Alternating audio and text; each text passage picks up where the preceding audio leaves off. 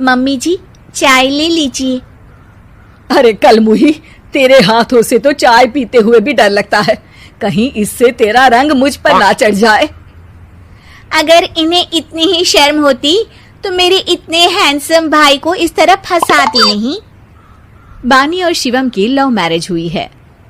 बानी के ससुराल में उसकी ननद और सास हैं, जिन्हें अपने गोरे रंग पर बहुत गुरूर होता है, जिस वजह से वो बानी को सिर्फ उसके सांवले रंग की वजह से नापसंद करती है और हमेशा उसे ताने सुनाती रहती हैं। बानी उनकी सभी जली कटी बातें सुनकर चुपचाप वहां से चली जाती है। तुम माँ और छोटी को कुछ बोलती क्यों नहीं? मम्मी जी बड़ी हैं, हर छुटकी ना समझ, इस तरह उन्हें उल्टा जवाब देना सही नहीं।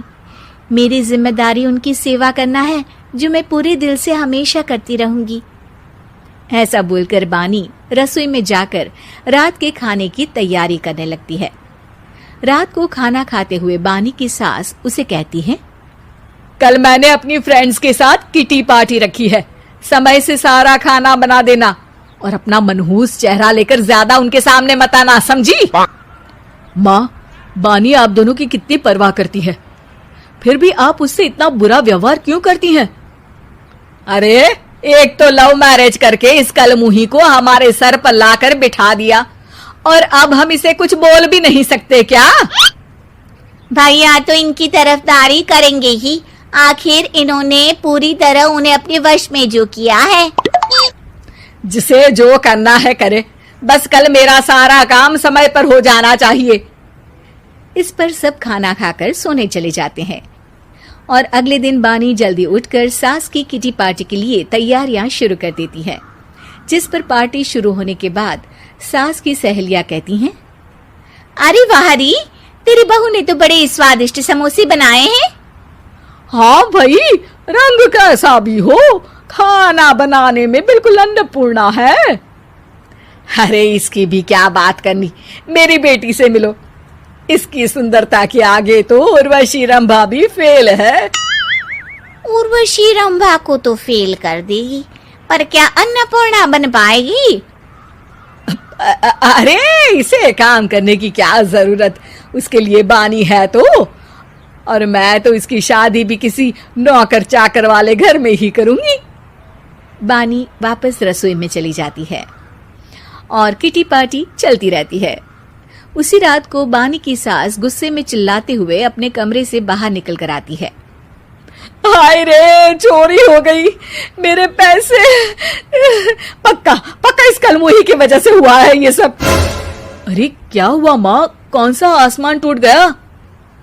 अरे आसमान तो उसी दिन टूट गया था जब तू इस कलमुही से शादी करके इसे घर में ले आया था।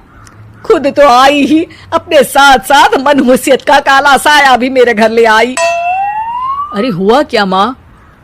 अरे मेरी तिजोरी में रखे पैसे कहीं गायब हो गए, सुबह ही देखा, अरे यहीं रखे थे। क्या आप मुझ पर चोरी का इल्जाम लगा रही हैं? अरे काली बिल्ली पर भी क्या कोई मनहूसियत का इल्जाम लगाता है?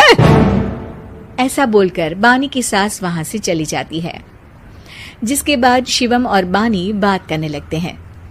देखो, मम्मी की बात का बुरा मत मानना, वो बस परेशान है ना, इसलिए कुछ भी बोल गई।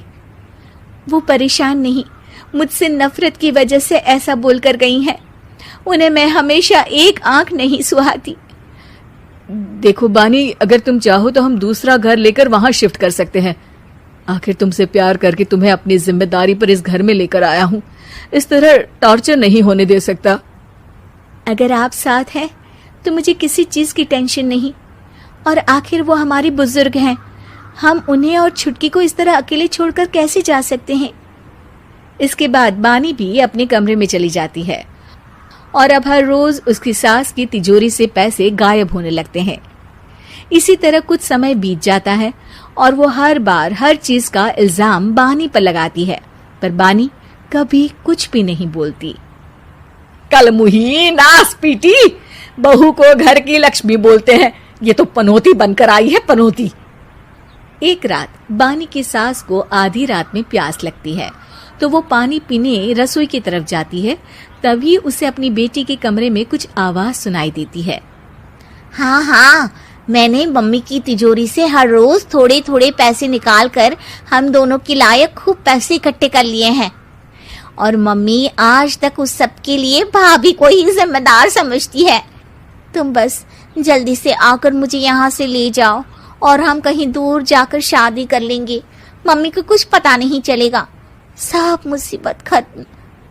अपनी बेटी की ये सारी बातें सुनकर बानी की सास भौंचक्की रह जाती है और अपने कमरे में वापस चली जाती है। जब अगली सुबह बानी सास के कमरे में आती है, मम्मी जी, क्या बात है, आज आप कमरे से बाहर ही नहीं आई? आपकी तबीयत तो ठीक है ना? क्या छुटकी कमरे से बाहर आई या तुम उसके कमरे में गई? नहीं नहीं, क्यों, जाना है क्या? मैं अभी चली जाती हूँ। नहीं, कोई कहीं नहीं जाएगा। इस पर वो बानी को साथ लेकर कमरे से बाहर आती है, जहाँ शिवम भी होता है। वहां उसकी सास बोलती है, छुटकी मेरी तिजोरी के सारे पैसे लेकर अपनी माँ के बारे में कोई ख्याल करे बिना किसी लड़के के साथ घर छोड़कर चली गई। और बहू, तुमने मुझ जैसी सास की सेवा करने के लिए अपने ही पति के साथ दूसरे घर जाने से मना कर दिया। मैंने हमेशा तुम्हारा रंग देखा अच्छा ही नहीं, जो मेरी सबसे बड़ी गलती है। मुझे माफ कर दे बेटा। और इसके बाद बानी की सास कभी अपनी बहू की तारीफ करते थकी नहीं।